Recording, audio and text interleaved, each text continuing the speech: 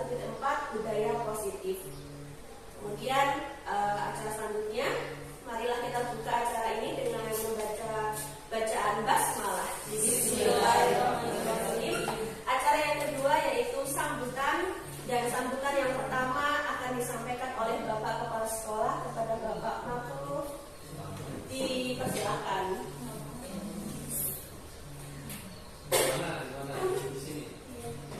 Maju aja nggak apa-apa, sudah.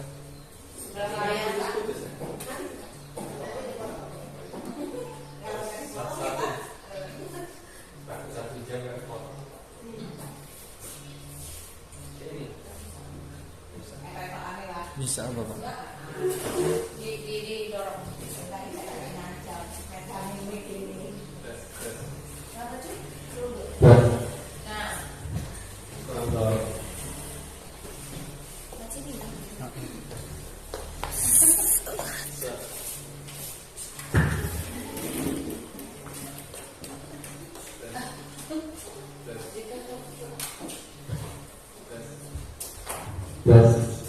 Assalamualaikum warahmatullahi wabarakatuh. Selamat pagi, salam sejahtera untuk kita semua. Tabibul. Yang saya hormati Bapak Ibu Dewan Guru beserta staf UPT SDN 1 Panutan. Pertama, kita mengucapkan syukur kepada Allah Tuhan Yang Maha Kuasa. Hari ini kita masih dalam keadaan sehat walafiat, sehingga kita bisa melaksanakan suatu kegiatan kita selaku guru, selaku pegawai di UPT SDN 1 Panutan. Dan pada hari ini kita melaksanakan kegiatan yaitu aksi nyata diseminasi budaya positif program kegiatan CGP, yaitu Ibu Muslimah dengan Pak Andi Satrio. Jadi saya selaku Kepala UPT SD 1 Panutan dalam kegiatan CGP yang masih dilaksanakan oleh teman kita, dua guru, Bu Muslimah dengan Pak Andi Satrio, yaitu sangat mensupport sekali dengan kegiatan yang beliau berdua lakukan. Dan juga saya mengajak kepada teman-teman semua untuk ikut andil mensupport dalam melaksanakan yaitu kegiatan-kegiatan CGP terkait dengan pembelajaran yang dilakukan oleh Pak Andi dan Bu Muslimah. Dan untuk selanjutnya, karena sekarang ini CGP menjadi suatu hal yang sangat urgen, guru penggerak itu sangat urgen di pendidikan kita. Dan alhamdulillah kita artinya sudah punya 2 orang guru kandidat ini calon, mudah-mudahan nanti lulus dan nanti bisa melakukan pergerakan-pergerakan yang positif, yang baik di dalam kegiatan belajar yang ada di UPT SDN 1 Panutan, dan juga sangat mempengaruhi hasil dari kegiatan belajar tersebut untuk anak didik kita, sehingga anak didik kita bisa merasakan yaitu perubahan-perubahan pembelajaran yang menyenangkan, yang aktif. Mungkin juga orang tuanya bisa ikut berperan aktif dalam mempersiapkan pembelajaran atau tugas-tugas bagi anak, sehingga semua unsur yaitu siswa, guru, dan orang tua itu bisa ikut andil di dalam kegiatan pembelajaran, sehingga menghasilkan suatu hasil yang positif, yang baik, yang meningkat, dan menghasilkan nilai yang lebih baik lagi bagi anak-anak didik kita. Baik itu dalam istilahnya nilai di akademik maupun nilai-nilai keterampilan seperti keahlian-keahlian atau skill bagi anak didik kita.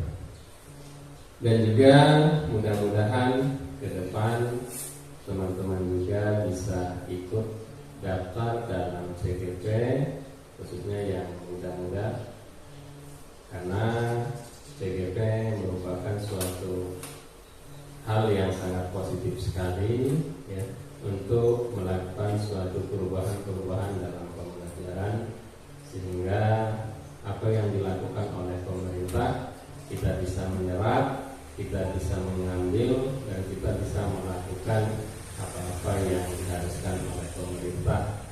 Dan kita artinya tidak, istilahnya tidak seperti zaman dulu melakukan suatu pembelajaran, tetapi ada perubahan-perubahan, yaitu perubahan-perubahan yang baik terkait dengan perkembangan zaman.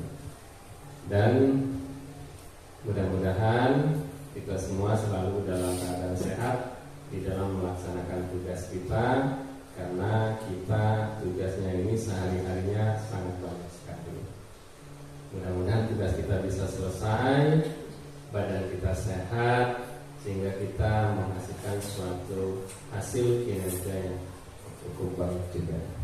Mungkin itu saja yang dapat saya sampaikan dalam sambutan tentang aksi nyata diseminasi budaya positif di UPT SDN 1 Panutan. Mudah-mudahan berjalan dengan baik, dan saya akhiri. Assalamualaikum warahmatullahi wabarakatuh. Waalaikumsalam.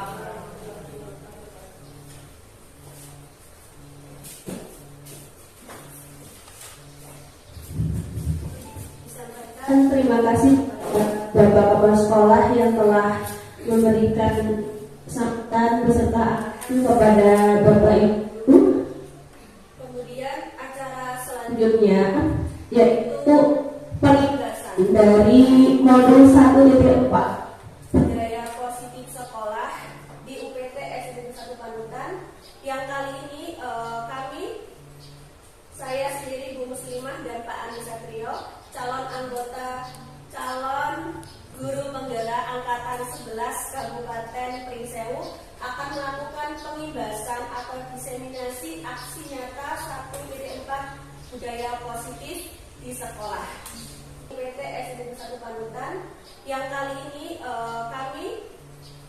saya sendiri Bu Muslimah dan Pak Andi Satrio, calon guru penggerak angkatan 11 Kabupaten Pringsewu, akan melakukan diseminasi aksi nyata 1.4 budaya positif di sekolah.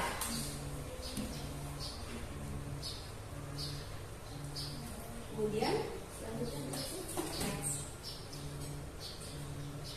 Nah, sebelum itu Bapak Ibu guru, biar kita rileks. Nah, sekarang Bapak Ibu dapat berdiri, kemudian bisa berhadapan dengan temannya.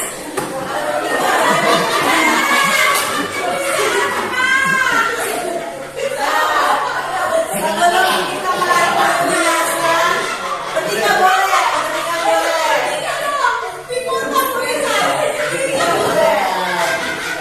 Nah, kemudian instruksinya adalah kita yuk senyum selama 30 detik lebar. Nah, dimulai dari sekarang. 1,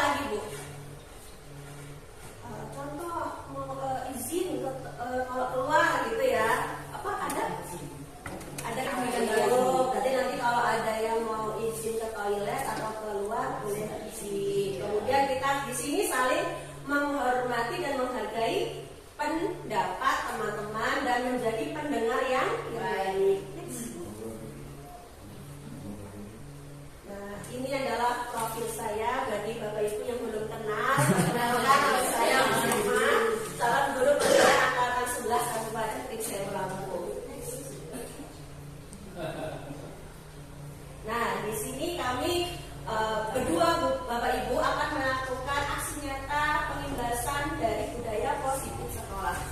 Next. Nah, sebelum masuk ke dalam materi, ini ada ice breaking dari kami. Kira-kira tebak gambar. Gambar apakah ini? Bapak Ibu ada yang tahu? Ada yang tahu Bapak Ibu? Itu Pak makan kemarin ya. Permainan. Kira-kira kata apa ya yang bisa dirangkai dari gambar ini? Kakek, tempat. Nah, tentu. Ayo apa? Ayo apa Bapak Ibu? Kira-kira tebak gambarnya. Nanti yang bisa ini dapat itu ya. Tuang air. Iya betul Bu Anissa.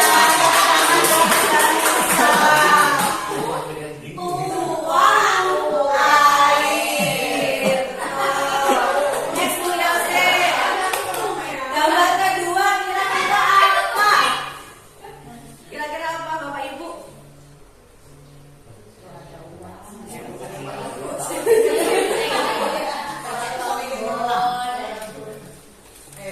Kira-kira apa? Pak Baru, Bu Anissa.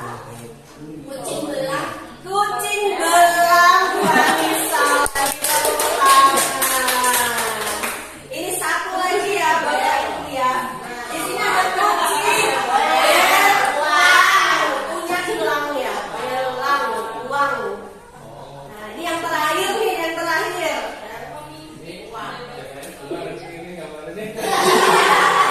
Pemimpin Bebekia itu kan mimpi ya. Apa? Biasa. Warnanya beda.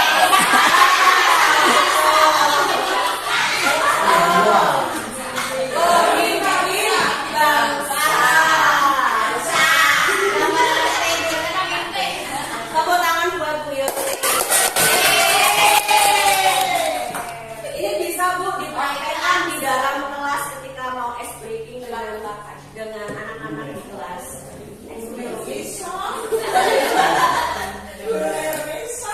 Oke, Bapak Ibu di sini seorang guru yang baik itu harus memiliki kemampuan dalam mewujudkan budaya positif di sekolah.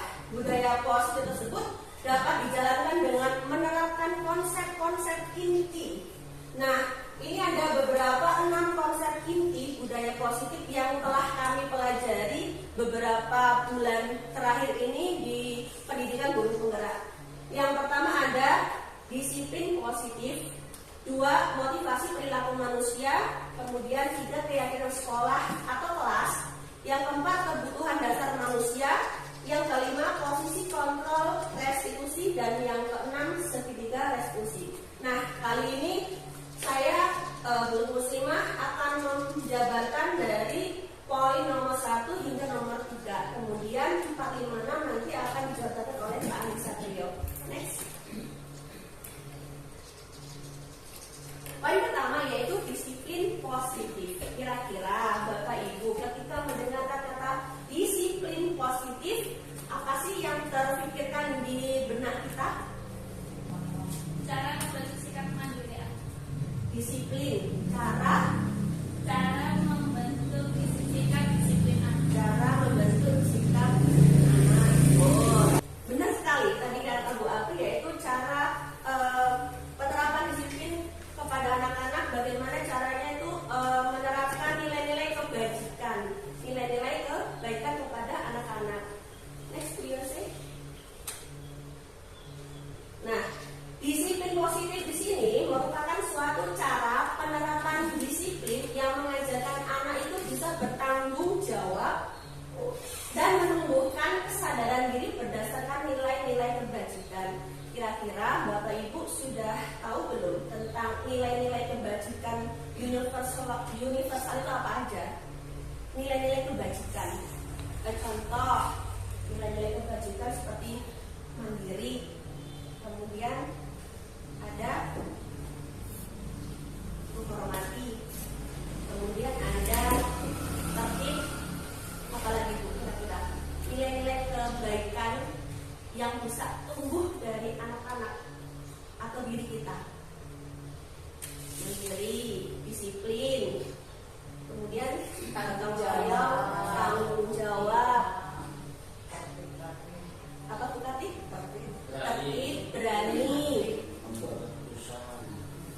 berani membuat keputusan, ya betul.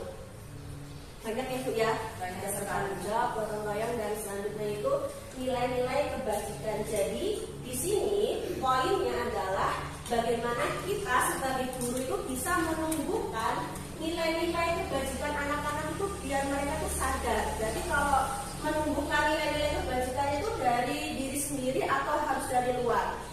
Dari diri sendiri. Ya, dari diri sendiri. Kemudian nah, di sini ada stimulus, respon, dan teori kontrol. Di sini guru harus mempunyai kontrol kepada siswa untuk bisa menumbuhkan atau menerapkan disiplin positif. Saya ambil contoh stimulus respon. Yang pertama, realitas atau kebutuhan kita sama. Teori kontrolnya, realitas kebutuhan kita itu berbeda. Saya dengan Bu Anissa itu pasti akan berbeda. Kemudian semua orang melihat hal yang sama. Teori kontrolnya bahwa setiap orang itu memiliki gambaran yang berbeda-beda. Kemudian yang ketiga, kita mencoba mengubah orang agar berpandangan sama dengan kita. Tetapi teori kontrolnya apa? Kita berusaha memahami pandangan orang lain tentang dunia. Jadi antara satu orang dengan orang yang lain itu tidak bisa sama banget gitu. Ternyata ada teori-teori kontrol untuk bisa melihat kepada pribadi yang lain. Yang keempat, perilaku buruk dilihat sebagai suatu kesalahan. Ternyata ada semua perilaku itu memiliki tujuan. Walaupun awalnya buruk, tetapi kita bisa menggali tentang apa yang terjadi. Kemudian selanjutnya, orang lain itu bisa mengontrol saya. Nah, teori kontrolnya hanya kita yang bisa mengontrol diri Anda atau diri kita sendiri.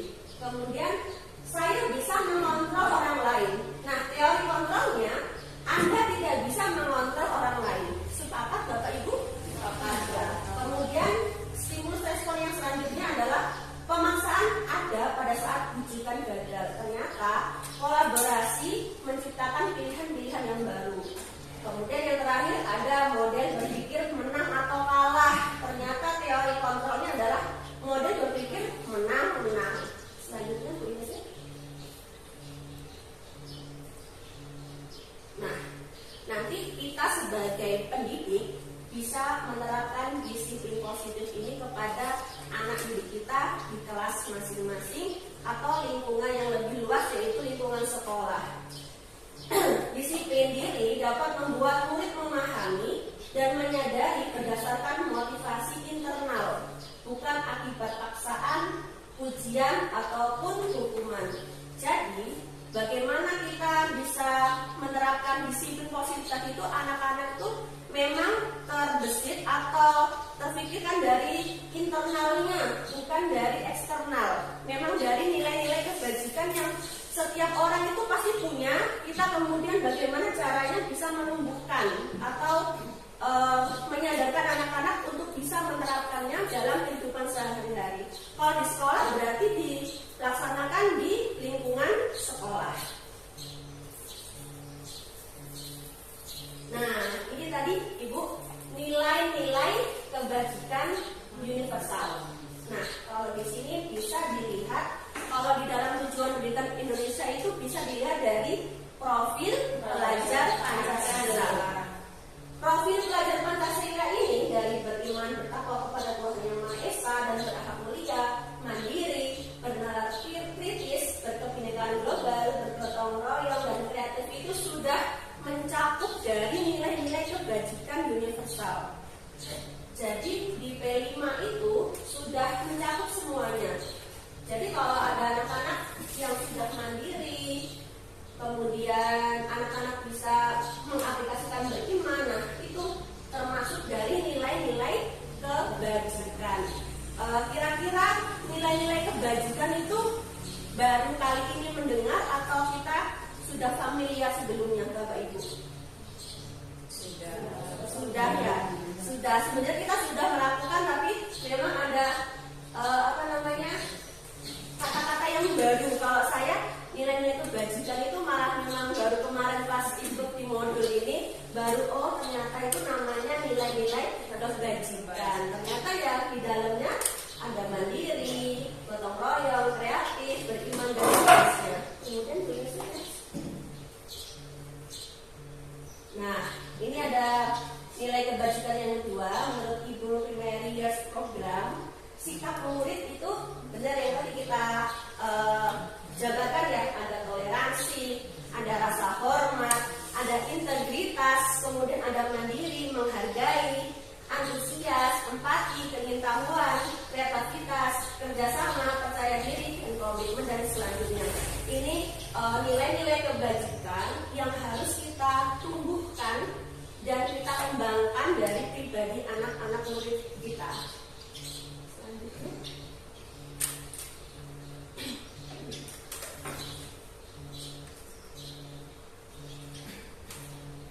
Motivasi perilaku manusia. Materi yang kedua, motivasi perilaku manusia. Nah, sebelum melanjutkan ke materi, saya ingin bertanya Bapak Ibu, motivasi perilaku manusia. Kira-kira motivasi itu apa? Dorongan. Ya, dorongan dari dalam diri untuk melakukan sesuatu. Jadi, Bapak Ibu, di sini motivasi perilaku manusia itu memang benar kata Bu Anissa tadi ya, adalah motivasi atau dorongan dari dalam diri.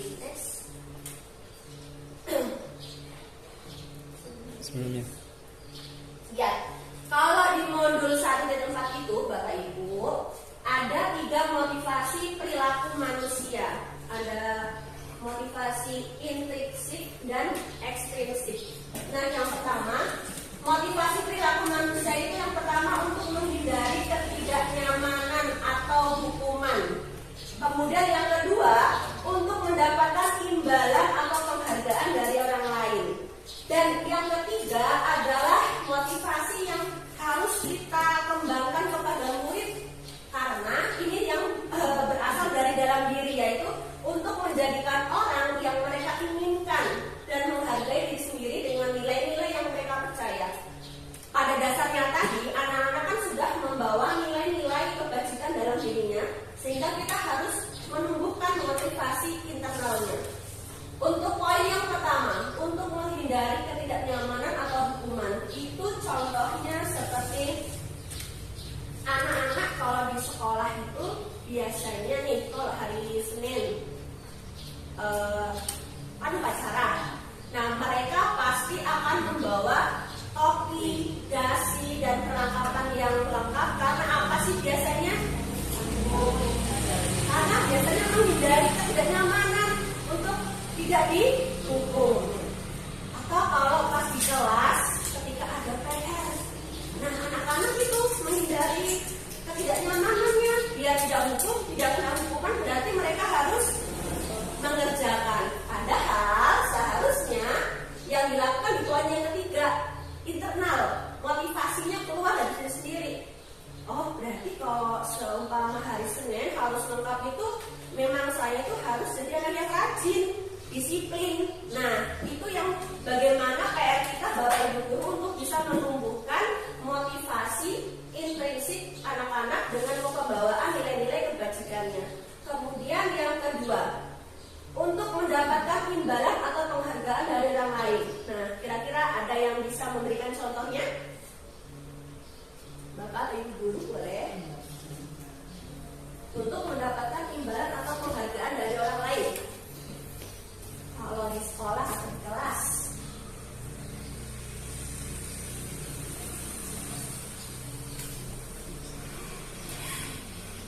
Wanita, Maria.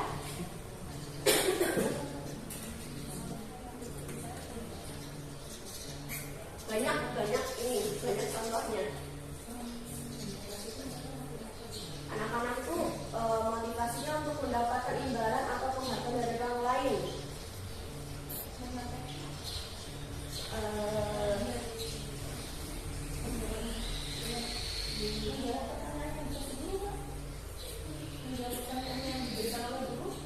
Menjawab pertanyaan yang diberikan oleh guru, kemudian gurunya biasanya kan memberikan bintang. Nah, anak-anak cepet-cepet nih, biasanya mereka motivasinya untuk mendapatkan bintang.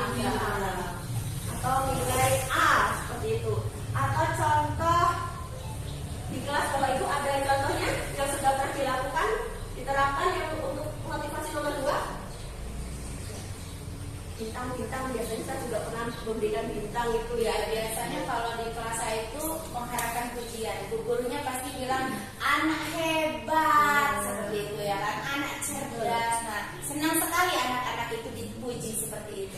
Masya Allah, itu bakalan ke kelas 4 ya. Kalau saya kayak gini, Gimana Bapak? masuk SMA itu matematika. Jadi siapa yang maju menyelesaikan soal dapat bintang 5. Kalau betul, Oh ya. kalau salah bintang 2. Iya, itu salah satu motivasi untuk mendapatkan imbalan atau penghargaan dari orang lain. Bagaimana dampaknya Bapak Ibu ketika kita memberikan stimulus itu terhadap anak, selalu memberikan seperti itu? Itu baik tidak tadi? Baik. Tapi, Jadi anak-anak itu seperti selalu mengharapkan imbalan ketika dia melakukan, padahal itu baik untuk dia, tapi dia masih tetap mengharapkan imbalan. jadi Dan ketika imbalan tidak ada, karena dorongannya hanya karena imbalan, ketika tidak diberikan imbalan, anak-anak tidak mau melakukan itu. nah, tepat sekali, benar. Iya Bu, ketika kita memberikan penghargaan itu terus-menerus ke anak, malah mereka itu nanti jadinya melemah karena ketika kita tidak memberikan penghargaannya, mereka akan menjadi loyo kembali. Nah, jadi kita sepakat tidak? Motivasinya itu harus yang di nomor 3 untuk menjadi orang yang mereka inginkan dan menghargai diri sendiri. Yang tadi motivasinya itu harus dari dalam diri. Kalau yang pertama, yang sering di sekolahan kita, kira-kira yang nomor berapa? 1 ya? 2 gitu ya. Kalau di nomor 3 di kelas Bapak Ibu sudah anak-anak itu terbentuk atau belum? Sedikit saja ya. 1, 2. Nanya hadiah. Tapi kalau ada nggak ada, kalau yang ketiga itu kalau di kelas 6 itu memang sudah ada, tapi nggak semua anak Ya, merata ya. sama doa itu dia memang. Saya juga nggak pernah kasih Walaupun gurunya tidak menyuruh ya Bu ya. paling dengan pujian saja, karena mengasih mereka sesuatu. Nanti takutnya Bapak Ibu minta hadiah. Ya. Berarti kita sepakat bagaimana nanti setelah ini kita mengembangkan motivasi anak itu bahwa ya harus dari dalam diri dengan nilai-nilai kebajikan yang mereka sudah bawa. Dan ini terakhir untuk materinya yaitu keyakinan sekolah atau kelas. Keyakinan sekolah atau kelas. Keyakinan sekolah. Kalau keyakinan sekolah itu berarti keyakinan yang kita yakini untuk lingkungan sekolah. Kalau kelas berarti di kelas Bapak Ibu. Kalau guru mapel berarti keyakinan mapel mata pelajaran. Keyakinan ini nanti berhubungan dengan kesepakatan kelas. Sebelum lanjut, saya ingin bertanya kepada Bapak Ibu, baik guru kelas maupun guru mapel, apakah sudah pernah menerapkan atau membuat keyakinan kelasnya di kelas masing-masing? Sudah? Ada yang belum? Ada yang belum? Kalau belum, berarti nanti kita PR-nya kita membuat keyakinan kelas bersama-sama. Keyakinan kelas, keyakinan kelas ini bisa guru itu berperan dalam mewujudkan terbentuknya keyakinan sekolah, berarti lingkungannya luas. Kalau kita guru itu mengenalnya peraturan. Nah, ternyata peraturan sekolah, peraturan kelas dengan keyakinan sekolah itu atau keyakinan kelas itu berbeda. Kalau dulu kita kan taunya peraturan sekolah atau peraturan kelas. Itu kan yang dibuat. Kalau peraturan sekolah berarti secara luas. Kalau di kelas berarti kelasnya masing-masing. Guru di sini berperan dalam mewujudkan terbentuknya keyakinan sekolah atau kelas dengan adanya kesepakatan antara guru dan murid. Sebaiknya kapan sih untuk dilakukan keyakinan kelas ini bersama anak didik kita? Awal semester. Untuk bisa menjalankannya dalam 1 semester. Kemudian Bu Yose.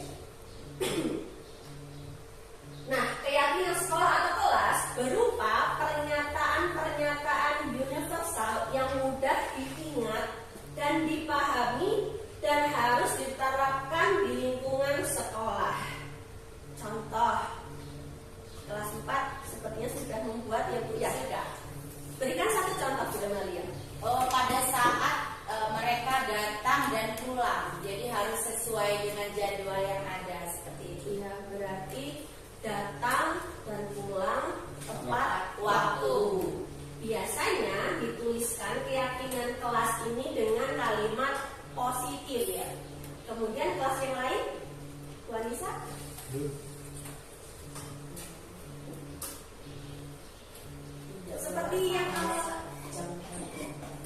kita rubah kalau keyakinan dengan kalimat positif.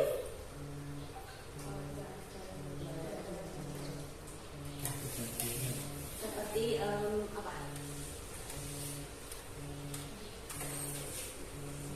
Tertib, dilarang mencoret-coret tembok di dalam kelas.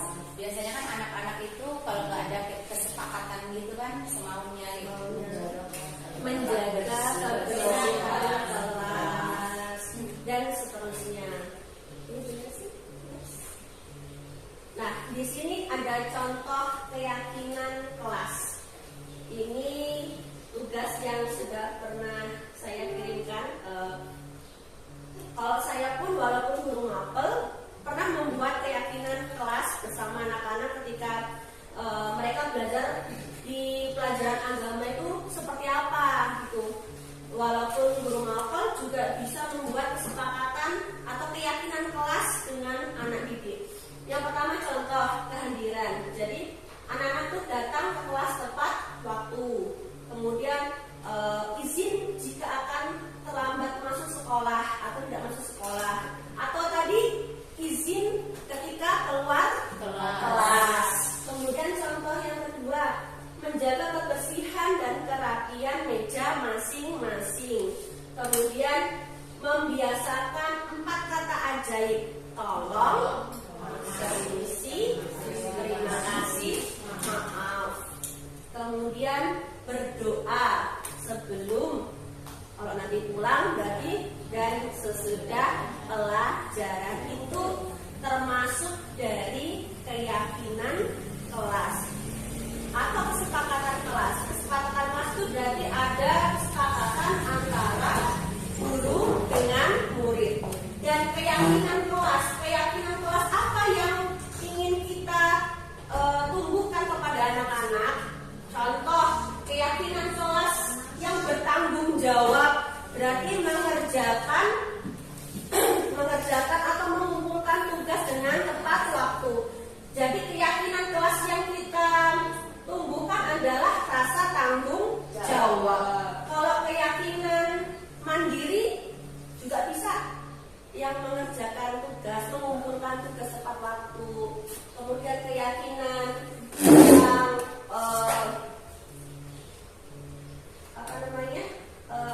religi, berdoa sebelum dan sesudah, seperti itu. Nah, di sini Bapak Ibu, jika kita sebagai guru kelas atau guru mapel belum mempunyai keyakinan kelas, nanti kita bisa membuat keyakinan kelas bersama anak-anak. Kemudian biar tidak lupa itu biasanya nanti kita tempel di kelas masing-masing. Biar fungsinya untuk apa? Anak-anak itu ketika melihat, oh ingat kembali tentang keyakinan kelas yang telah dibuat oleh Bapak Ibu guru. Kemudian kira-kira ini mau praktek tidak Bu? Cara pembuatannya sedikit ya. Nanti saya akan membagikan kertas plano ini. Kemudian ibu-ibu akan merumuskan kesepakatan kelas dan keyakinan kelas apa yang ingin dituangkan di dalam kelas Bapak Ibu. Nah, kok di sini kita bisa berkelompok.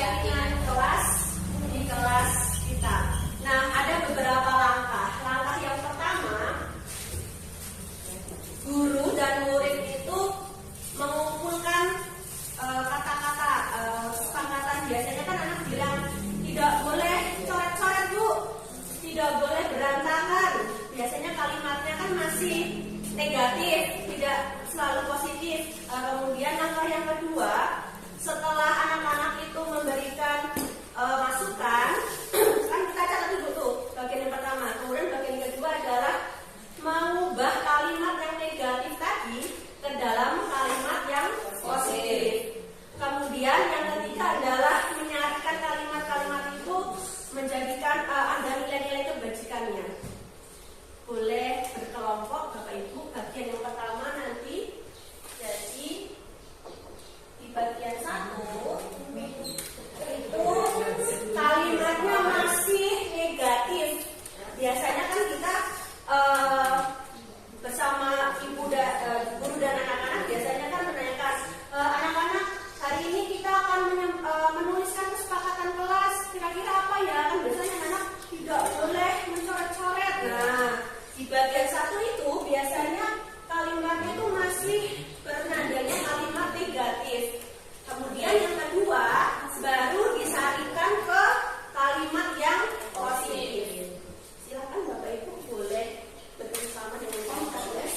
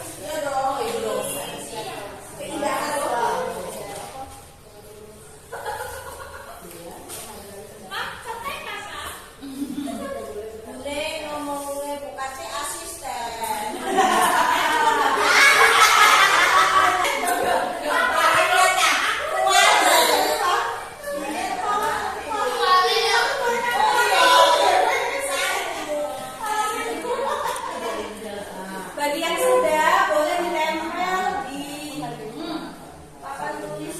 Tempel nih. Kita punya itu bagian dua ya. Udah jadi satu. Bagian dua. Tulis kan nggak tahu.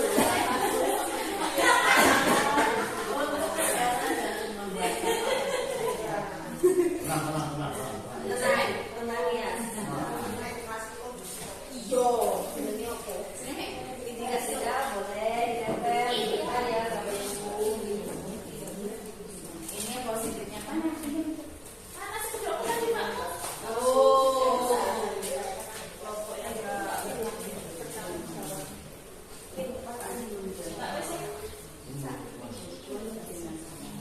Bagian satu.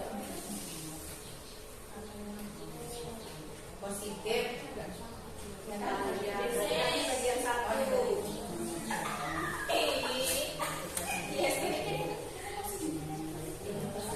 Biasanya sudah selesai. Belum bagian Bagian dua. Nilai-nilai kebajikan bisa dilihat di sini ya ibu contohnya ya. Ini pembahasan apa? Nilai kebajikan contohnya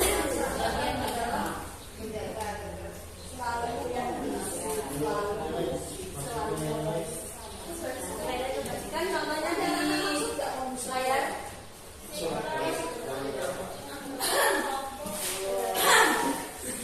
Menambah kan?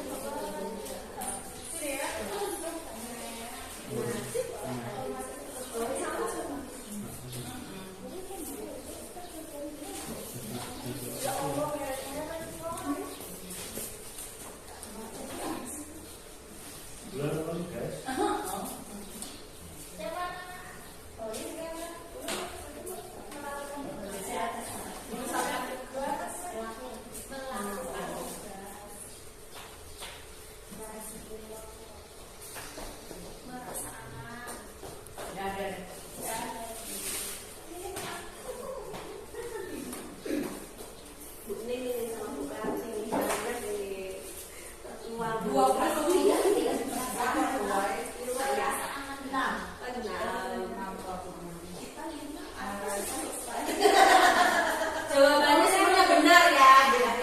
Mau di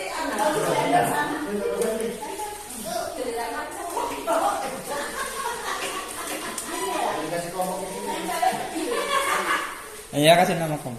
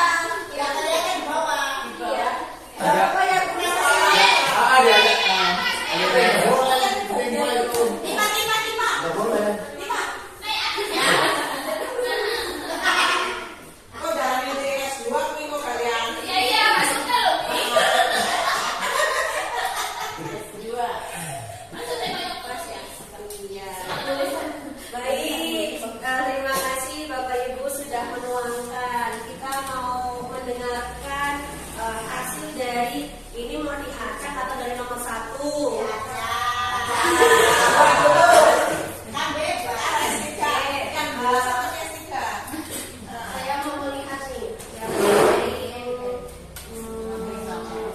dari kelompok yang ada gambarnya karena beda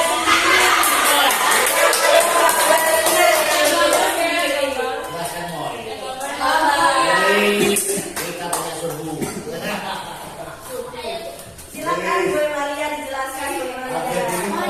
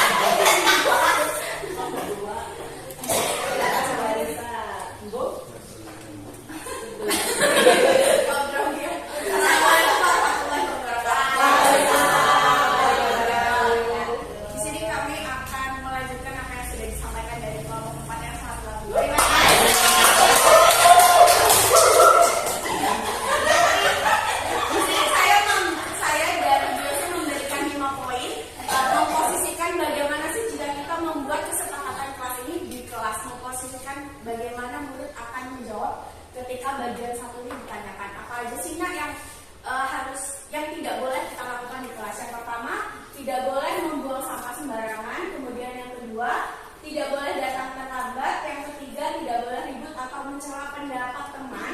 Yang keempat, tidak boleh mengejek sesama. Dan yang kelima, tidak boleh mencontek. Bagian keduanya kita ambil kalimat positifnya. Jadi kalimat positif itu tidak hanya menggunakan kata tidak, jadi bisa kita alihkan menggunakan kata-kata yang lain. Yaitu yang pertama, membuang sampah pada tempatnya, datang tepat waktu, menghargai pendapat satu sama lain, menghormati dan menyayangi sesama, dan yang terakhir mengerjakan tugas dengan jujur dan mandiri. Bagian ketiga, yang pertama ini ada menjaga kebersihan kelas, maksudnya nilai kebajikan yang bisa kita ambil adalah misalnya rapi, bersih. Kemudian yang kedua ada disiplin waktu, yang ketiga saling menghargai, yang keempat saling menghormati dan menyayangi sesama, dan yang kelima mandiri dan jujur. Gitu saja. Masya Allah.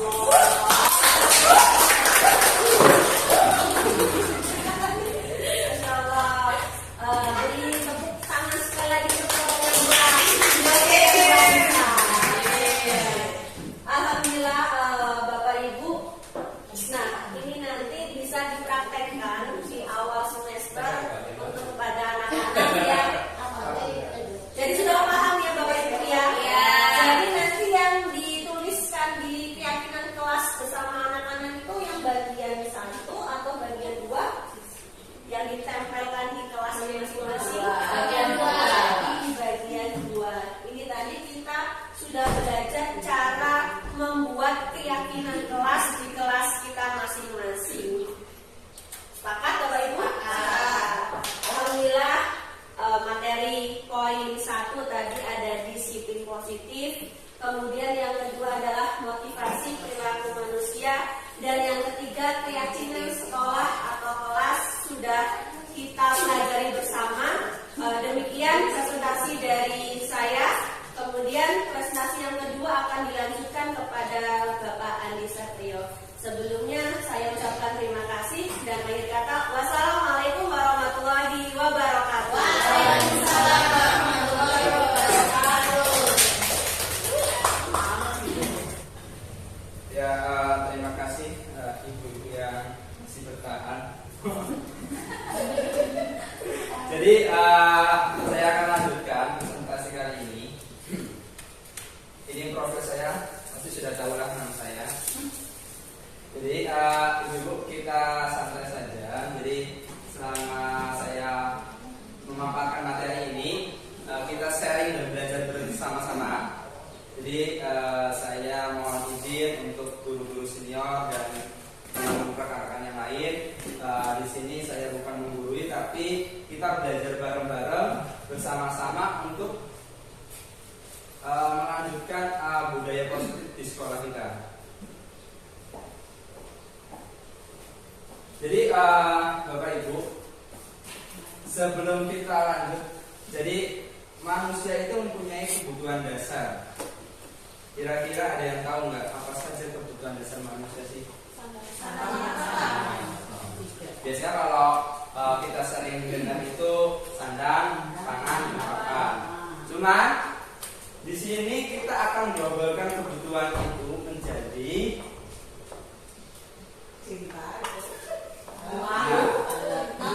kenyataannya gini. Ketika seorang murid melakukan suatu perbuatan yang bertentangan dengan nilai-nilai kebajikan atau melanggar sebenarnya yang dikarenakan mereka gagal memenuhi kebutuhan dasar mereka. Jadi ternyata ini setelah kita review, ternyata anak-anak yang melanggar suatu peraturan atau biasanya kita sebut keyakinan kelas atau keyakinan sekolah, itu mereka itu tidak memenuhi kebutuhan dasarnya, kurang akan kebutuhan dasarnya. Jadi biasanya mereka itu akan melakukan sesuatu yang itu dilanggar agar mereka itu mendapatkan kebutuhan dasar tersebut. Ya? Nah, di sini adalah kebutuhan dasar manusia. Ada 5 kebutuhan dasar manusia. Yang pertama itu bertahan hidup. Yang kedua, kasih sayang dan rasa diterima. Ketiga, kebebasan. 4, kesenangan. 5, penguasaan. Jadi ini 5 kebutuhan dasar manusia. Apa itu bertahan hidup? selanjutnya, kebutuhan bertahan hidup adalah kebutuhan yang bersifat fisiologis. Untuk bertahan hidup misalnya kesehatan, rumah, dan makanan. Nah, ini yang kita sering dengar, sandang, pangan, dan papan. Kebutuhan biologis sebagai bagian dari proses reproduksi termasuk kebutuhan untuk tetap bertahan hidup. Komponen psikologis pada kebutuhan ini meliputi kebutuhan akan perasaan aman. Jadi manusia itu akan mendapatkan atau dari dalam diri mereka itu mempunyai kebutuhan bertahan hidup. Selama ini kita merasa bahwa apakah kebutuhan bertahan hidup kita sudah terpenuhi atau belum. Kalau misalnya sudah terpenuhi, berarti kita bisa melakukan apa? Sesuatu hal yang bersifat manusia. Tapi kalau kebutuhan bertahan hidup kita tidak lengkap, tidak terpenuhi, kita tidak bisa melakukan sesuatu itu seperti manusia pada umumnya. Selanjutnya. Nah, selanjutnya ada kasih sayang dan rasa diterima. Kebutuhan ini dan 3 kebutuhan berikutnya adalah kebutuhan psikologis. Pastilah ibu-ibu dan bapak-bapak di sini merasa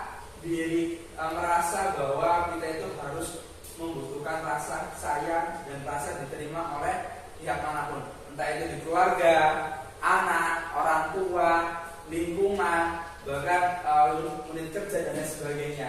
Ini kebutuhan dasar yang harus kita dapatkan sebagai manusia, karena kebutuhan untuk disayangi dan diterima ini meliputi kebutuhan akan hubungan dan koneksi sosial. Jadi kalau kita tidak merasa diri kita diterima atau disayang atau dikucilkan, itu merasa kebutuhan ini akan kurang dan merasa jadi bagian dari suatu kelompok itu tidak dirasakan oleh masing-masing. Terusnya, yang ketiga adalah penguasaan, kebutuhan pengakuan atau kemampuan. Ini pasti masing-masing dari diri kita mempunyai kebutuhan dasar ini, karena setiap manusia ingin diakui, entah itu suatu prosesnya, kemampuannya, suatu kegiatan yang dia lakukan. Pasti masing-masing manusia ingin melakukan atau merasa ingin diakui atas kemampuan mereka sendiri.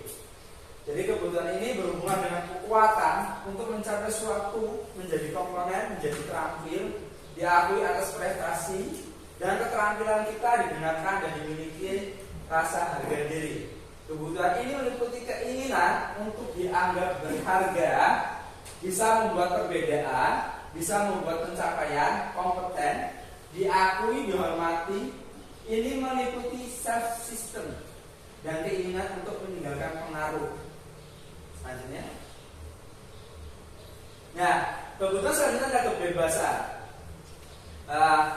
Kira-kira Bapak Ibu di sini merasa nggak suatu saat itu merasa dirinya itu sangat tertekan, terbebani, atau merasa dirinya itu tidak memiliki kebebasan, sesuatu yang saya inginkan tidak tercapai. Ini adalah sesuatu yang harus kita butuhkan setiap dasar manusia, yaitu memiliki kebebasan. Kebebasan untuk berekspresi, kebebasan untuk melakukan suatu hal yang kita sukai. Biasanya ini harus kita terpenuhi, karena jika tidak terpenuhi, itu akan mempengaruhi dasar-dasar kebutuhan manusia. Misalnya hobinya mancing, tapi tidak boleh mancing, gitu kan? Rasa dirinya itu akan tertutup oleh kebutuhan yang kebebasan itu. Jadi sesuatu kebebasan jika kita halangi akan menimbulkan suatu dampak yang besar. Jika nanti suatu saat sudah meluap atau sudah membesar, itu akan menjadi sangat brutal kalau bahasa kasarnya. Jadi kebutuhan untuk bebas itu sangat penting, karena kebutuhan akan kemandirian, otonomi, memiliki pilihan, dan mampu mengendalikan arah hidup seseorang. Anak-anak juga, termasuk murid-murid kita itu memiliki dasar kebebasan. Mereka itu nggak harus pengen belajar ya masuk, ngerjain soal atau pulang terus bagaimana. Mereka itu memiliki kebebasan yang mereka inginkan. Saya itu ingin belajar seperti itu loh Pak, Bu. Saya itu ingin belajar menyenangkan. Saya itu ingin belajar di luar. Saya itu ingin belajar sambil berlari. Itu kebebasannya. Kadang kita renggut ke murid-murid. Sebenarnya murid-murid itu akan mengungkapkan itu belum kesampaian. Jadi kadang mereka akan mengambil sikap seperti ribut di kelas, menjahilin teman, atau berisik, mencontek dan lain sebagainya. Itu adalah suatu tahapan yang mereka akan keluarkan jika kebutuhan dasar ini tidak terpenuhi. Selanjutnya, yang terakhir, terus selanjutnya adalah kesenangan, kebutuhan untuk merasa senang. Kebutuhan akan kesenangan adalah kebutuhan untuk mencari kesenangan, bermain dan tertawa. Bayangkan hidup tanpa kenikmatan apapun, betapa menyedihkan. Seperti tadi sebelum kita mulai presentasi, kita berhadapan dan tersenyum selama 30 menit. Gitu. Oh, 30 menit. Lama ya 30 menit ya. 30 detik. Cuma waktu 30 detik itu semua merasa bahagia. Tidak hanya senyum, bahkan tertawa, ya kan? Makanya kebutuhan akan merasa senang itu sangat butuh diluapkan oleh masing-masing diri kita, sehingga bisa menimbulkan suasana mungkin hati kita bahagia, lebih senang, lebih bahagia, lebih menyenangkan. Padahal tadi hanya cuma senyum, malah ada yang tertawa, ada yang lain sebagainya, kan? Selanjutnya, nah ini ada kasus ini. Jadi Ibu Juleha, guru wali kelas 9H, ini guru SMP, sedang bingung menghadapi ulas salah satu murid di kelasnya, si Tommy. Beberapa anak telah mengeluhkan Tommy yang seringkali meminta bekal makan siang mereka dengan paksa. Jika Anda menghadapi situasi seperti Ibu Juleha ini, apa yang akan Anda lakukan, Bapak Ibu? Menurut Anda, kira-kira apa alasan Tommy melakukan ini? Kira-kira apa yang, kalau situasi ini misalnya Ibu atau Bapak sebagai Ibu Juleha, kira-kira apa yang Anda akan lakukan dengan Tommy ini? Memanggil siswanya. Memanggil. Dengan pribadi. Oh, memanggil secara pribadi. Menanyakan alasannya. Kenapa kan? Terus kira-kira alasan Tommy ini apa melakukan hal tersebut? Karena belum sarapan. Bisa jadi belum sarapan. Tidak mau dibawakan bekal. Cari perhatian. Bisa, semua itu bisa terjadi. Coba kita cek. Ayo, nah, alasan yang pertama si Tom ini karena ia lapar. Orang tuanya tidak membawakan bekal. Makan siang, maka kebutuhan dasar yang sudah diperlukan adalah Tommy adalah kebutuhan untuk bertahan hidup tidak terpenuhi. Bertahan hidup. Iya. Ingin bertahan hidup akhirnya minta bekal. Temannya. Iya, karena benar Ibu Bapak. Benar. Karena alasan Tommy ini karena dia lapar, karena dia tidak bisa menahan rasa laparnya, akhirnya dia meminta bekal temannya dengan secara apa? Ini kan salah satu alasan kalau kebutuhan dasar kita itu tidak terpenuhi. Selanjutnya alasan kedua pasti ada ini. Oh ya, ada. Karena dia merasa senang ketika temannya melaporkan tindakannya itu pada gurunya, sehingga gurunya beritahu orang tuanya, sehingga orang tuanya jadi memperhatikan dia. Maka kebutuhan dasar yang sedang diperintahkan adalah kebutuhan akan kasih sayang yang biasa. Kemungkinan besar di sekolah kita itu banyak anak didik kita yang berperilaku seperti ini. Mungkin di rumah itu orang tuanya tidak memberikan rasa kasih sayang sepenuhnya untuk anaknya. Jadi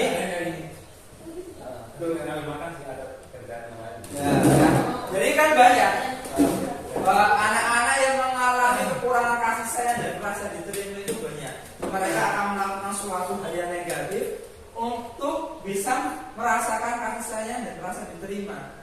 Saya pesta. Ya, bisa jadi Desta itu salah satu kemungkinan kekurangan rasa sayang dan rasa diterima oleh orang tuanya, sehingga di sekolah dia melakukan suatu hal negatif, tanda kutip, agar gurunya itu memperhatikan lebih dan memberikan rasa sayang itu. Yang ketiga pasti ada rasa ini. Iya, yang ketiga apa? Karena temannya jadi takut dengan dia dan menuruti keinginannya. Maka sebenarnya kami sedang berusaha menunjukkan dasarnya kan kekuasaan.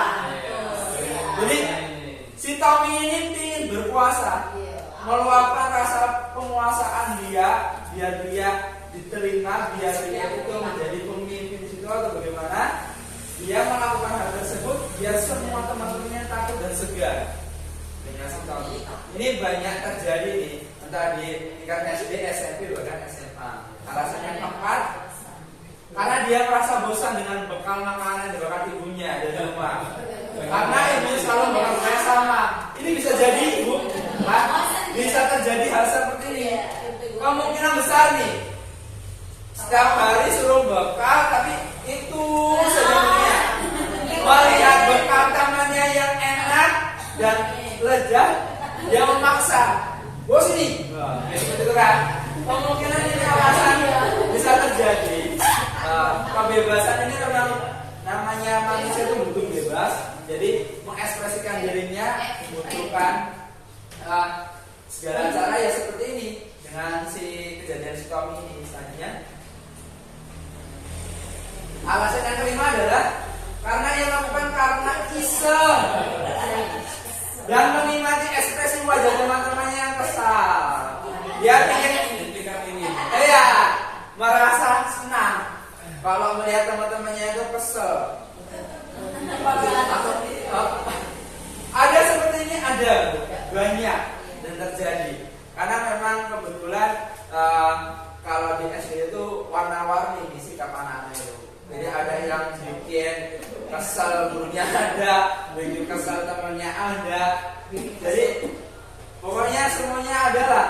Jadi kita tahu, kita menyadari bahwa ternyata hal tersebut dilakukan oleh anak tersebut adalah atau kaum ini dia mempunyai dasarnya.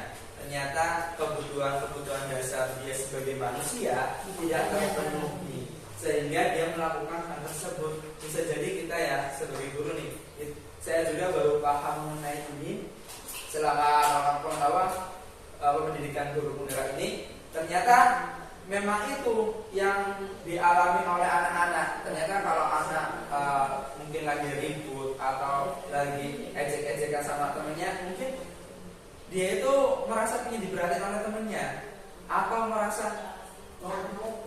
cari muka atau bagaimana. Ternyata saya tanya di rumahnya, orang tuanya gimana kerja, terus kalau pulang rumah kamu ngapain, ya nonton TV, nggak ketemu orang tua dan lain sebagainya. Itu adalah salah satu kebutuhan mereka yang kurang. Jadi kebutuhan kasih sayang yang kurang, kebutuhan penguasaan, kemampuannya, kebebasannya, kesenangannya itu kurang, maka akan mengakibatkan ya ini si Tommy ini salah satunya. Selanjutnya. Nah, sekarang kita akan lanjut ke posisi kontrol restitusi. Nah, itu apa sih sebenarnya? Ada 5 posisi kontrol. Nah, ini sebelum itu saya mau tanya sama Bapak sama Ibu. Pernah nggak menjadi posisi kontrol sebagai penghukum? Kadang-kadang Kadang pernah, kadang tidak, ya kan? Terus tergantung situasi. Sebagai pembuat merasa bersalah. Maksudnya apa itu? Membuat merasa bersalah. Kita Ah. kadang-kadang di situ kan apa ya, di dalam kelas kita merasa bersalah, oh kita ngajarnya seperti itu, Ya. akhirnya anak seperti ini. Bisa. Terus guru sebagai teman. Iya, sambil nyanyi. Ya kan? Iya benar. Guru sebagai pemantau. Sini. Dan guru sebagai manajer. Pernah nggak melakukan hal seperti itu? Nah, apa sih dari 5 posisi kontrol restitusi ini? Yuk kita ulas bareng-bareng. Ini adalah 5 posisi kontrol ini memang kalau yang ini ada tadinya terlalu kecil. Jadi di sini ada identitas gagal, kontrolnya dari luar, identitas berhasil dari luar, identitas berhasil bisa dari diri. Jadi kontrol identitas berhasil itu bisa sukses dari luar maupun dari diri masing-masing. Misal dari kontrol penghukum, guru itu biasanya berbuatnya apa? Menghardik, menunjuk-nunjuk, menyakiti atau menyindir. Menunjuk-nunjuk, kamu itu sama. Nah, salah, itu bisa kayak gitu kan? Contoh, ini loh, dari Gimana? Sama, jangan di situ. Saya itu sebagai penghukum. Biasanya kata-kata yang terlontar atau keluar dari kata-kata gurunya itu seperti apa? Kalau kamu tidak melakukannya, awas ya, rasakan. Nah, misalnya atau itu kan ancaman, seperti ancaman atau awas kamu jangan di situ atau bagaimana dan sebagainya. Hasilnya apa? Bukannya murid itu menuruti kata-kata kita, malah akan semakin menjadi. Kita sering melihat seperti itu, Bapak Ibu, ya kan? Saat kita ngomong menjadi seorang penghukum, anak, hati, jangan di situ, bisa seperti itu, ya kan?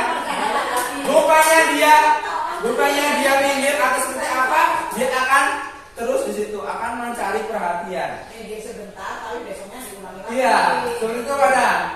Terus kaitannya dengan dunia yang berkualitas itu seperti apa? Murid mengatakan guru di luar dunia yang berkualitas. Dia membayangkan guru itu sebagai seorang yang jahat dan lain sebagainya, banyak berkarakter, yang berkarakter jahat. Pasti kita sering melihat nih, dari SD sampai SMA kita ingat guru yang paling jahat. Ya kan? Pasti ada salah satu guru yang kita ingat, bapak itu, ibu itu jadi keras banget. Mohon maaf ya, mudah-mudahan ini sebagai pembelajaran bagi kita juga. Saya teringat sekali dengan Pak Tamimi, guru SMP saya. Sungguh luar biasa Pak Tamimi. Sungguh luar biasa. Bentar-bentar waktu zamannya saya SMP itu masih boleh melakukan kekerasan mungkin ya. Pak Tamimi ini membawa bambu yang selalu dilakukan untuk memukul anaknya. Itu saya teringat sampai sekarang. Dan bahkan kalau ketemu luar biasa itu Pak Tamimi. Tapi sekarang belum mungkin nggak pensiun dan nggak tahu masih hidup atau sudah pulang. Terus dampaknya akan mengulang kesalahannya. Benar, akan terus melakukan kesalahan yang sama. Anak tersebut pasti akan melakukan hal tersebut. Nah, selanjutnya posisi kontrol pembuat rasa bersalah. Guru berbuatnya seperti apa? Pasti berceramah dan mengatakan seharusnya kamu nak seperti ini. Ibu itu kecewa, bapak itu kecewa, kamu ini.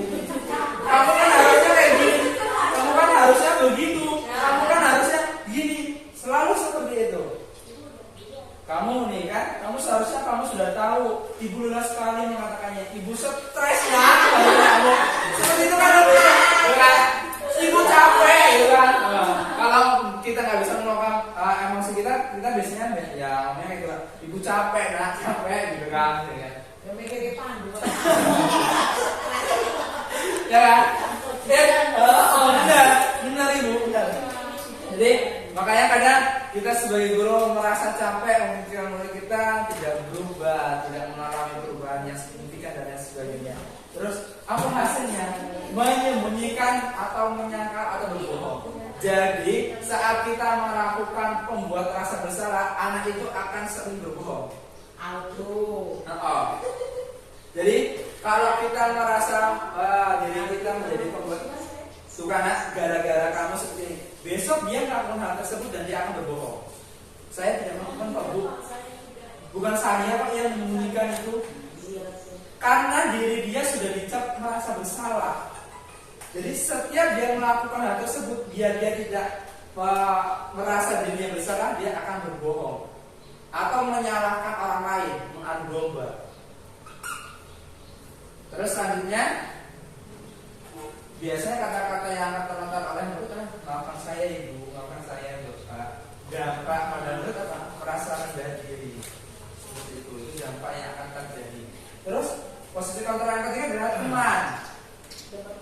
Apa guru berbuatnya membuatkan alasan-alasan untuk muridnya. Terus guru berkata, biasanya kata-kata guru yang terlontar sebagai temannya, ayolah nak, lakukan ini demi ibu, ayolah nak, lakukan ini demi bapak. Ya. Masa kamu tidak mau ingat ibu tidak pernah membantu kamu, ibu pernah membantu kamu seperti ini. Ayolah nak, nanti ibu yang disalahkan oleh kepala sekolah, nanti seperti apa? Ada itu biar anak itu merasa kasihan. Biasanya kalau sebagai teman seperti itu, ayolah, gitu kan, seperti itu kan. Nah, hasilnya apa? Akan ketergantungan. Kaitan dengan dunia berkualitasnya apa? Murid meletakkan guru sebagai orang yang sangat penting di dunia berkualitas. Murid biasanya berkata apa? Saya pikir bapak atau ibu teman saya, ternyata begitu. Biasanya kata-kata itu yang akan terlontar oleh murid kita. Dampaknya apa bagi murid? Lemah, tidak mandiri, dan tergantungan. Apa-apa, Bu, Pak, itu yang sering kita alami. Jadi anak-anak itu akan mengalami hal seperti itu. Terus tadinya, iya, benar. Selanjutnya adalah posisi kontrol pemantau. Nah, ini biasanya guru berbuat menghitung dan mengukur. Biasanya kata-kata yang akan keluar oleh sebagai kontrol pemantau ini, apa peraturannya nak? Tahu nggak peraturannya Pak? Tahu kan peraturannya? Biasanya seperti itu. Ya, hasilnya itu apa? Menyesuaikan diri, tidak diawasi. Nah, kalau nggak diawasi, ya melakukan kesalahan tersebut. Kaitannya dengan dunia yang berkualitas adalah murid mengatakan guru peraturan dan hukum di dunia berkualitas. Biasanya murid akan mengatakan seperti apa? Berapa banyak nilai yang saya harus peroleh? Nah, berapa halaman yang harus saya tulis? Karena di posisi pemantau ini guru selalu mengatakan peraturannya seperti ini. Nah, kamu jika tidak tulis, kamu akan mendapatkan seperti ini. Jika kamu tidak mengerjakan, kamu akan menulis seperti ini. Nah, dampak pada murid apa? Menitik beratkan pada sanksi atau hadiah untuk dirinya. Yang tadi seperti setelah dibahas oleh Bu sama saya, bahwa ada guru itu yang memberikan hadiah, ya kan? Yang memberikan suatu reward atau bintang atau sebagainya. Itu di posisi kontrol dia sebagai pemantau.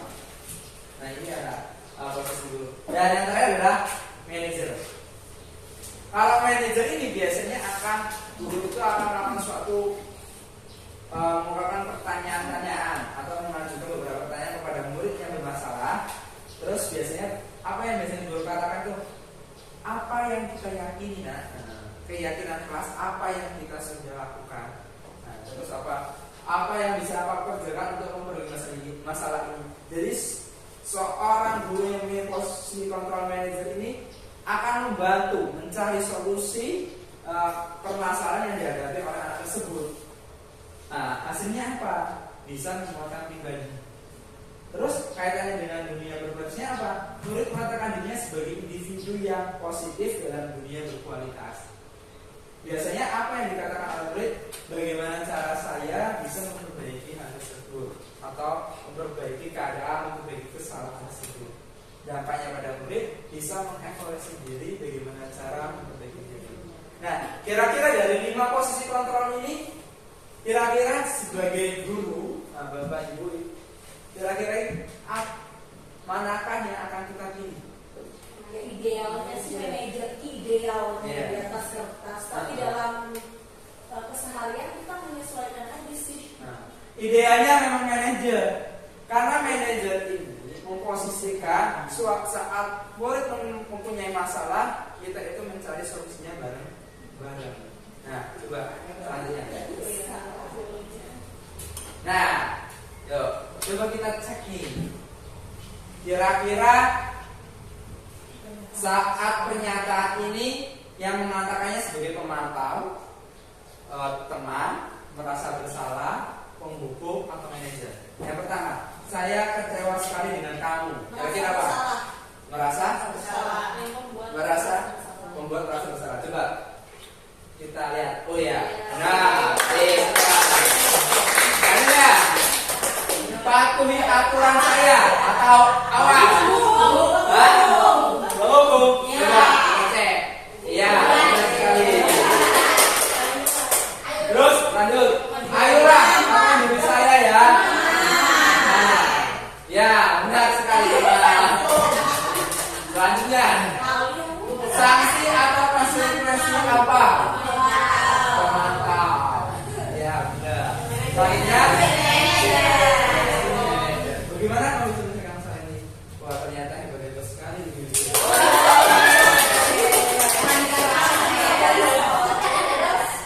Luar biasa. Nah, jadi dari 5 posisi kantor tersebut, di antara 5 posisi kantor tersebut, baiknya seorang guru menggunakan posisi kantor sebagai mudah-mudahan kita semua di sini bisa menjadi guru yang dalam posisi kantornya kita akan berusaha. Nah, posisi kontrol sebagai manajer ini, guru dapat membuat suatu bersama murid, mempersilahkan murid bertanggung jawab dan mendukung murid agar dapat menemukan solusinya. Artinya, selain itu, posisi manajer ini mengacu pada institusi yang dapat menjadikan murid sebagai manajer bagi dirinya, sehingga dapat tercipta identitas positif pada murid tersebut. Ya, lanjut. Nah, sebelum itu jadi Bapak Ibu, saya mempunyai berdiri dulu aja. Ya. Jadi karena sini semua Bapak Ibu dan guru-guru semua. ASBG-nya adalah guru berkata. Kalau ada kata-kata guru berkata duduk, berarti Sendiri.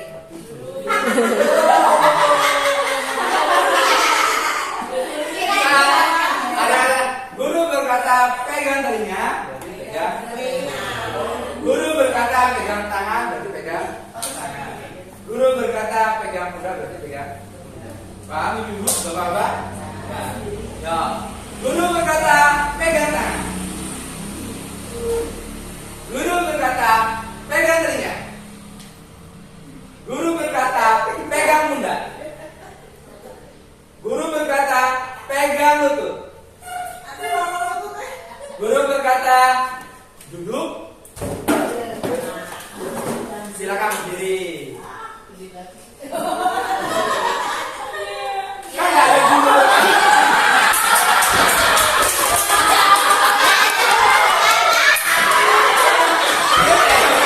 Guru berkata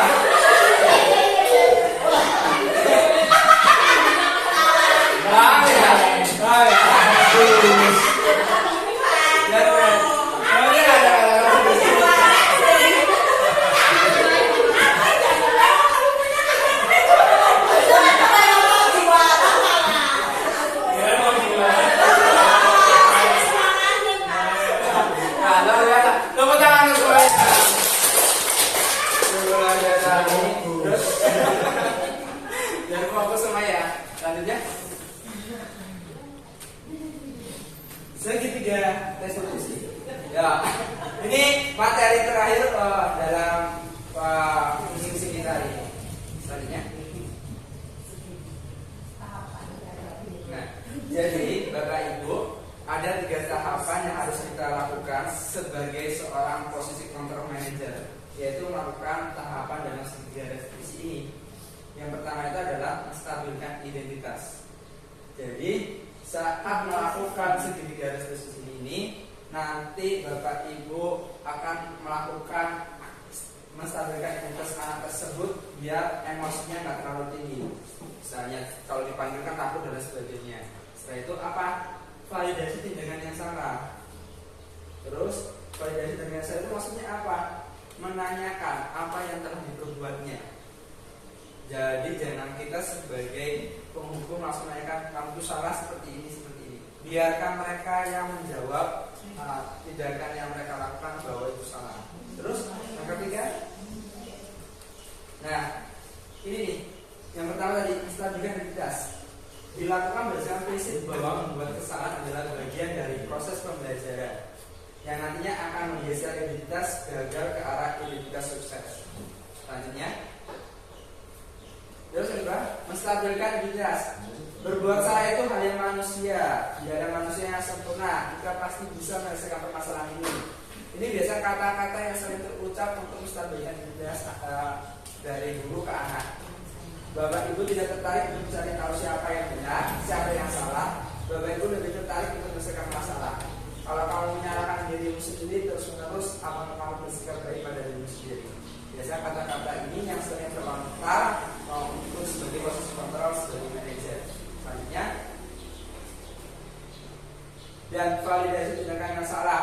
Validasi tindakan yang salah ini dilakukan berdasarkan prinsip bahwa setiap perilaku berupaya memenuhi suatu kebutuhan tertentu, sehingga guru atau orang tua akan bergeser dari pemikiran stimulus respon menjadi proaktif, serta akan lebih mengenali dan mengakui kebutuhan murid atau anak. Selanjutnya, validasi tindakan yang salah ini kamu pasti punya alasan mengapa melakukannya. Ini kata-kata yang sering terlontar pada anak. Apa yang penting bagi kamu? Kamu boleh tetap berusaha menjaga sikap itu, tapi tambahkan sikap yang lain atau yang baru. Maka kamu belajar cara lain untuk mendapat yang kamu butuhkan tanpa harus memukul. Selanjutnya, menanyakan keyakinan. Menanyakan keyakinan ini dilakukan dengan beri pertanyaan bermakna kepada murid atau anak agar anak memunculkan motivasi secara intensif sehingga mampu mengaitkan keyakinan dengan tindakan salah. Yang tadi kita sudah buat sama-sama bahwa keyakinan kelas itu suatu kata-kata kebijakan yang positif. Selanjutnya, menanyakan keyakinannya seperti apa? Ini kata-kata yang terlontar sebagai guru bahwa menjadi seorang sebelum yang menjadi manajer, apa nilai yang kita percaya di sekolah kita, nilai apa yang telah kita sepakati, kelas yang identik seperti apa sih, kamu ini jadi anak seperti apa yang kamu rasakan ketika kamu melakukan itu, kamu menjadi orang yang seperti apa. Selanjutnya, nah ini adalah cuplikan video kedengaran yang berbeda ya.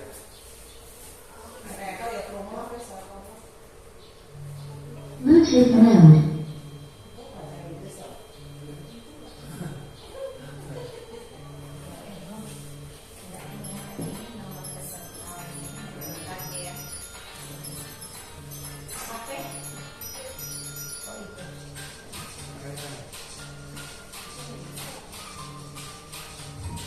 Jadi karena nggak kedengaran, jadi di situ saya melakukan proses filter manajer. Jadi di sini saya mulai menanyakan kepada anak stabilitas identitas itu, saya menanyakan apa yang kamu lakukan, salah apa yang kamu lakukan, dan anak itu akan menjawab saya terlambat Pak. Terus saya akan menanyakan kembali. Kamu tahu keyakinan sekolah kita masuk kelas berapa? 8 kata dia, dan seterusnya. Ini adalah salah satu contohnya. Selanjutnya,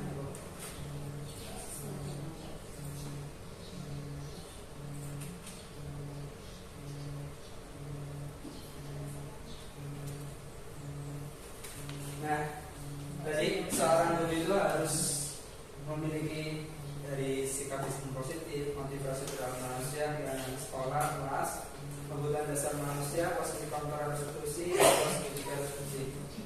Seorang guru yang baik harus memiliki kemampuan dalam mewujudkan budaya positif di sekolah. Budaya positif tersebut dapat dijalankan dengan melakukan konsep-konsep yang tadi yang kita sudah paparkan.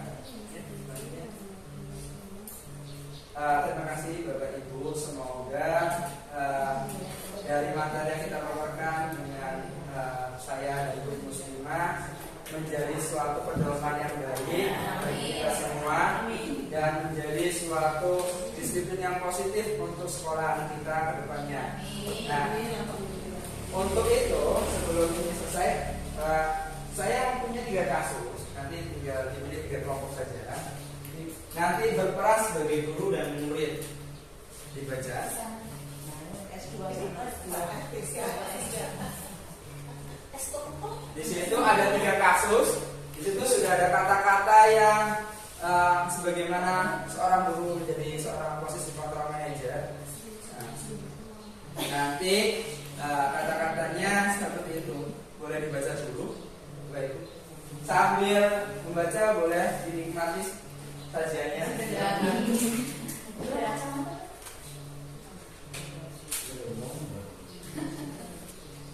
dibaca.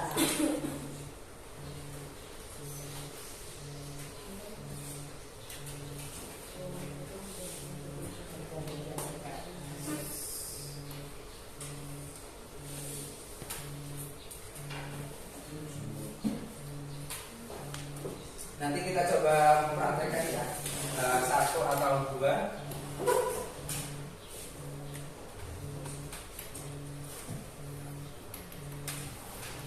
Satu aja dari. Nanti siapa yang mau maju menjadi seorang guru dan seorang murid. Aku mau Bu Lia, Bu Lia. Enggak, jangan mulia terus. Pak Jo ada berapa?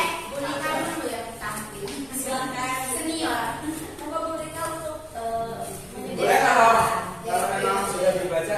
Itu kan satu kertas, satu kasus itu 2 kertas itu ada sebagai guru dan murid. Jadi nanti yang murid kata-katanya itu, guru kata-katanya itu. Situ ada.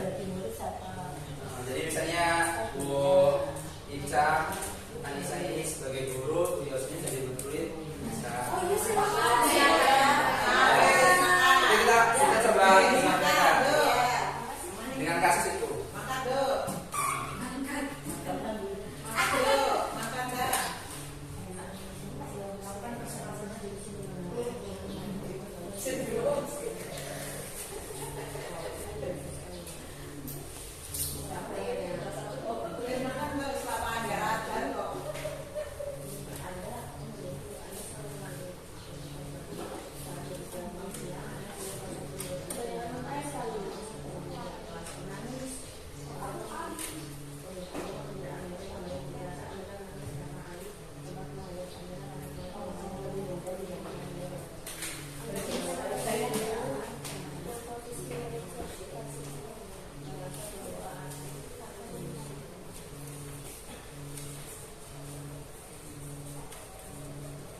Sudah bisa memahami Ibu Anissa? Kira-kira tergambar kasusnya dan kira-kira apa yang kata-katanya harus terucap. Itu ada tahapan-tahapannya. Contoh pada isi kalimatnya sudah ada.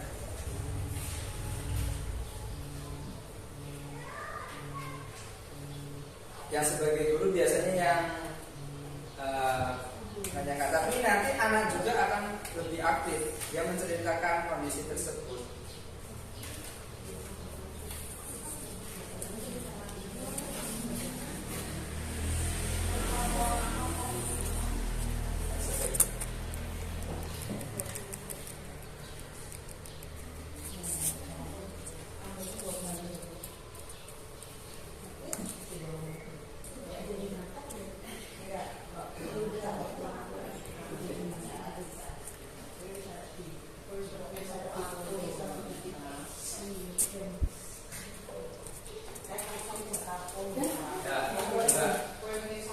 Kita kasih aplaus dulu untuk Bu sambil dengan dibagi jadi beda kasus. Iya.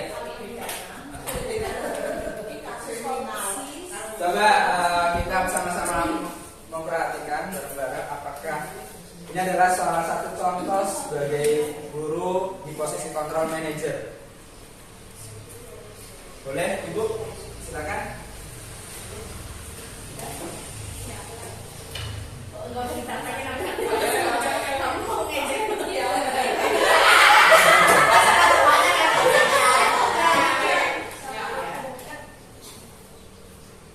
Nah, Ibu tadi bilang Amira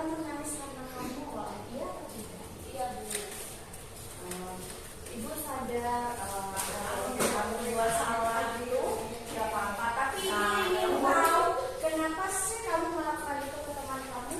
Iya Bu, soalnya Amira itu nilainya itu lebih jelek dari aku. Dia tuh dapat nilai 60, aku dapat nilai Dapat nilai yang lebih tinggi itu bagus, tapi ketika kita mengejek orang lain, kira-kira orang lain itu akan rugi tidak dengan apa yang kita lakukan? rugi sih Bu. Amira, tadi setelah diejek, Amiranya seperti apa? Dia nangis. Setelah nangis yang anak ibu rasain ini apa? Yang kamu rasakan seperti apa setelah nangis? Iya, aku senang. Aku puas. Dia nangis. Berarti ketika Amira yang menangis, kira-kira anak ibu ini sudah merugikan Amira atau belum? Belum. Ketika ada orang yang sedih, menurut anak ibu ini sudah merugikan temannya atau belum? Iya Bu, sudah merugikan Bu. Ibu mau tanya, kita kan kemarin sudah buat keyakinan kelas. Kira-kira yang kamu lakukan ini sudah sesuai dengan keyakinan kelas yang kita buat? Tidak sesuai Bu. Tidak sesuai, karena kemarin anak ibu ini bilang tidak boleh mengejek teman Bu. Akhirnya di keyakinan itu kita harus saling sayang, harus saling menghargai. Benar atau tidak? Iya Bu. Tindakan kamu ini sudah mengikat keyakinan kelas tersebut belum? Belum. Jadi yang harus dilakukan apa ya? Yang harus dilakukan setelah ini apa? Ngulangin Bu. Kan saya jadi Ya tidak akan mengajak lagi anak tapi ini. malah aku nilainya lebih jelek. Anak ibu kan anak yang baik, jadi sudah tahu kalau itu tidak sesuai dengan keyakinan kelas, sudah tahu kalau merugikan orang lain. Ibu bersyukur sekali anak ibu mendapatkan nilai yang bagus, tapi dengan jawaban kamu tadi sudah tahu kalau tidak boleh diulangi dan tidak boleh mengejek teman. Mengerti? Jadi setelah ini dengan Amira harus apa? Harus sayang.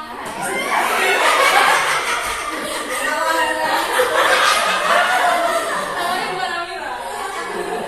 Terima kasih. Ya Bu, terima kasih juga. Ya,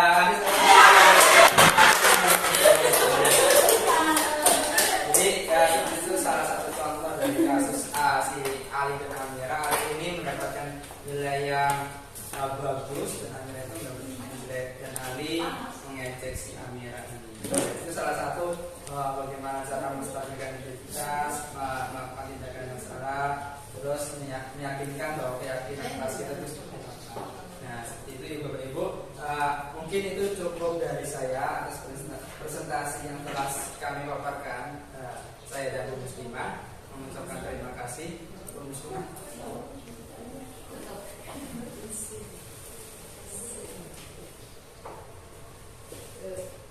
Dan kami berharap saya dan Bu Muslimah sebagai calon guru penggerak bisa mengimbaskan hal-hal positif ke sekolahan kita dan melakukan suatu hal yang baik ke depannya, dan semua tidak terlepas dari dukungan Bapak dan Ibu, terutama Bapak Kepala Sekolah dan teman-teman yang lainnya, bahwa kita itu bisa melakukan hal ini karena kita saling berkolaborasi, saling menyemangati, dan berusaha sebaik mungkin. Mudah-mudahan sekolah kita semakin menjadi sekolah yang bagus dan menjadi sekolah yang berkarakter nantinya. Saya akhiri, kita berdoa akhiri. Wabillahi taufiq wal hidayah. Wassalamualaikum warahmatullahi wabarakatuh. Perkenalkan, nama saya Akila Putri Alsifa. Saya ingin menyampaikan tentang pendapat saya tentang keyakinan kelas adalah dengan adanya keyakinan kelas mempunyai budaya positif dan membuat teman-teman lebih disiplin, tertib, dan saling mengingatkan. Terima kasih. Assalamualaikum warahmatullahi wabarakatuh. Nama saya Apri Asya Wulandari, rekan sejawat dari Ibu Muslimah dan Bapak Andi. Saya sangat inspirasi dengan diseminasi yang telah dilakukan, yaitu keyakinan kelas dan segitiga restitusi. sehingga dapat diterapkan di kelas yang saya ampuh. Untuk Bu Muslimah dan Pak Andi, saya ucapkan semangat dalam proses pendidikan guru penggerak angkatan 11. Wassalamualaikum warahmatullahi wabarakatuh.